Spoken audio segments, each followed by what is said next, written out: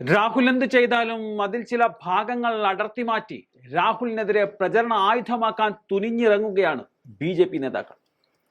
ഒരുപക്ഷെ ചിലരെ രാഹുലിനെ മാത്രം വീക്ഷിക്കാൻ ചുമതലപ്പെടുത്തിയിട്ടുണ്ടോ എന്ന കാര്യത്തിലും സംശയമുണ്ട്. അത്തരത്തിലുള്ള ചിലരാണ് ആസാം മുഖ്യമന്ത്രി ഹിമന്ത ബിശ്വ ശർമ്മയും അമിത് മാളവിയും പോലുള്ളവർ. രാഹുലിനെതിരെ ഇല്ലാത്ത കഥകളൊക്കെ ഉണ്ടാക്കി സോഷ്യൽ മീഡിയ വഴി പ്രചരണം നടത്തും. ഒടുവിൽ ആ പ്രചരണങ്ങൾ പൊട്ടിപ്പാളീസാകുമ്പോൾ വേറെ ഏതെങ്കിലും വിഷയം കണ്ടെത്തി വീണ്ടും വരും. ഇതാണ് ഇവരുടെ സ്ഥിരം പരിപാടി. അത്തരത്തിലൊന്നായിരുന്നു കഴിഞ്ഞ ദിവസത്തെ വിവാദമായ ബിസ്ക്കറ്റ് സംഭവം. ആ വീഡിയോ ദൃശ്യം ഒന്ന് കാണാം.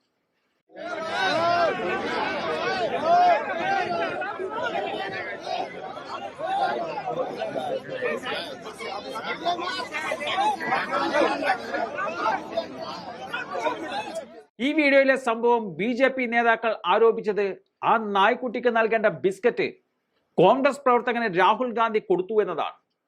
നായ്ക്കളെ പോലെയാണ് കോൺഗ്രസ് നേതൃത്വം അവരുടെ പ്രവർത്തകരെ കാണുന്നത് എന്നും അതുകൊണ്ടാണ് ഇത്തരത്തിൽ അവർ പെരുമാറുന്നത് എന്നുമാണ് ബി.ജെ.പി. നേതാക്കൾ ആവർത്തിച്ച് പറയുന്നത്.